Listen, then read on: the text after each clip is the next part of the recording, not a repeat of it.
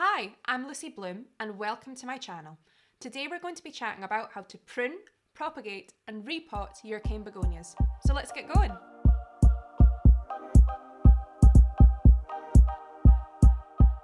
So first things first, why do you want to prune your begonia? And the answer is really simple.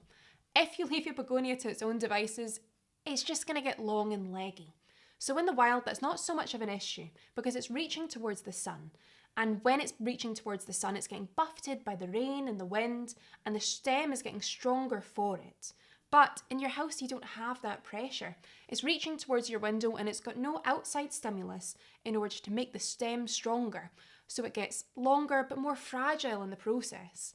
So the thing to do is to give it a prune. It diverts the energy from going upwards to going outwards. So it's creating a more bushier, fuller look. And also it means your begonia is getting kind of stronger in the process. So I do recommend giving it a trim every once in a blue moon. So here's my beautiful Begonia maculata whitey and she's absolutely wonderful. But she is getting a wee bit too long and leggy, like I mentioned before. So you're going to hear that word a lot, long and leggy, in houseplant videos, and I'm going to show you what it means. This here is a long and leggy stem. What it means is that it's got a wee bit too long for the plant itself to actually support without any kind of interference from me. So I here have got my own wee rig of some cocktail sticks and some twine, just kind of holding it together. But you can see that's kind of failing. It's kind of listing over. It's not a very structurally sound plant. Whereas on the other side, there we go. You can see this is a lot bushier here. There's a lot more leaves there as well, and it's not as tall or anything like that. Right now the leaves may be small, and when a Begonia maculata whitey is small, they are all green. They don't have the classic kind of crimson underside that the larger leaves do just yet, but they will eventually get there. This is all going to fill out, there's going to be more leaves, and it's going to be absolutely beautiful, and it's just a lot easier to deal with.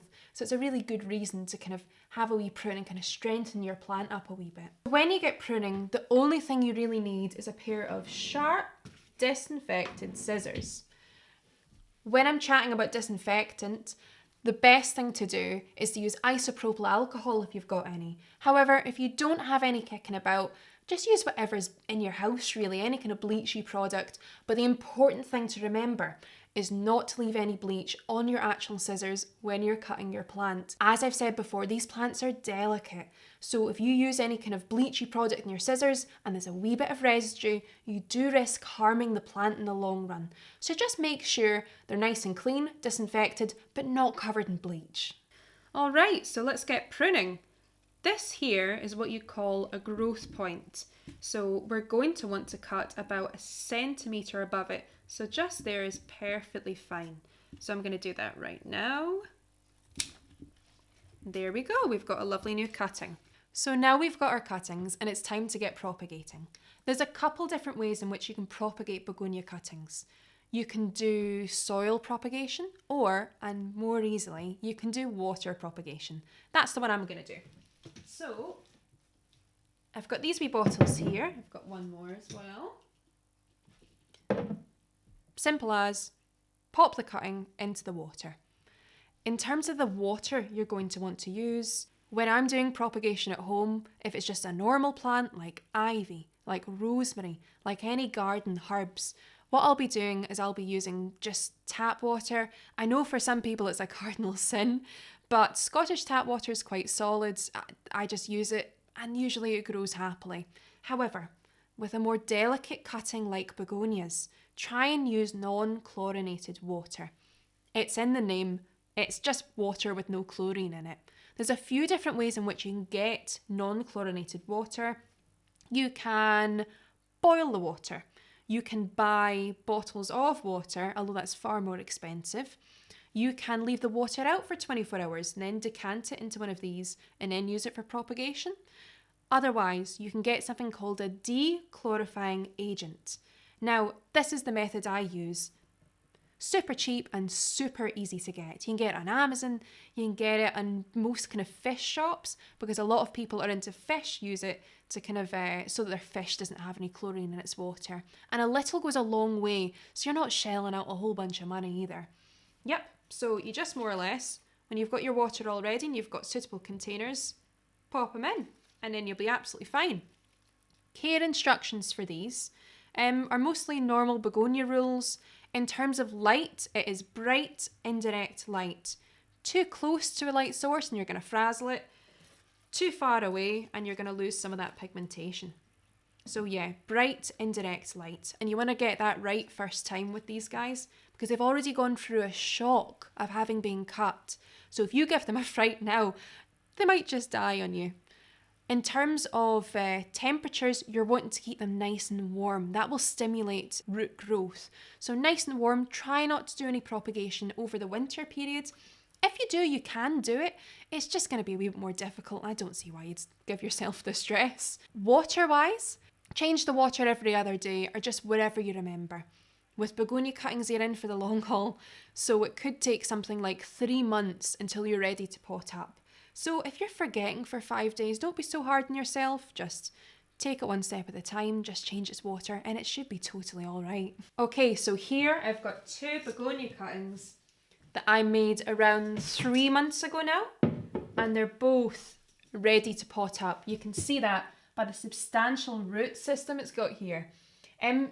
Just to say, if you've got a begonia cutting and it's taking absolutely ages to show any roots at all, don't lose hope. It will show roots. Mine took 3.5 weeks to do anything at all. Just as long as you're following the rules, as long as you're changing the water, as long as you've got it in the right sunlight, you will be completely fine. Don't lose hope. Also, a begonia doesn't have that big a root system. This is more than enough to repot. I could have afforded to repot it maybe a few weeks ago really, but I just wanted to hold on that wee bit longer. But yeah, so this is totally fine to repot, and that's a substantial root system for a begonia. When you're potting up your begonia, the number one thing to bear in mind is that begonias are a messy missus. They're going to try and get root rot any way they can. So there's a few things to pay attention to when you're potting up. It is the kind of container you're using, the size of that container, and the soil type. But I'm going to go through them all individually. So you're going to want to use a terracotta pot. I've got one just here. The reason you go for terracotta is because terracotta breathes. It's not just losing water at the top, it's also losing water out of the sides, which is good for a plant like a begonia because begonias, they don't like too much water and they like to be generally left kind of to dry out almost completely between waterings. Of course, if you don't have a terracotta, you can always use plastic. Plastic would be your second best option. The larger plant we saw earlier on, the inner plant pot, is a plastic one, and that's always worked out quite well for me. In terms of pot size, this here is a 14 by 14 centimetre pot. You're going to want to keep it quite small, a lot smaller than you'd expect actually. This for me, the 14 by 14 is actually a little bit bigger than I'd really want to use, but we're in the middle of an apocalypse and I'm not going to be in queue to get another pot. This is what it's going to get, and it should be completely fine as long as I monitor the plant, as long as I check in with it and just make sure it's doing okay. When you're choosing soil, the aim of the game is to get a well-draining mix. So I here have normal generic houseplant mix plus some perlite added in. That's nice and well draining. That should just suit our begonias down to a T. These wee guys will be perfectly happy in there and grow quite well as well. So I'm gonna get to potting.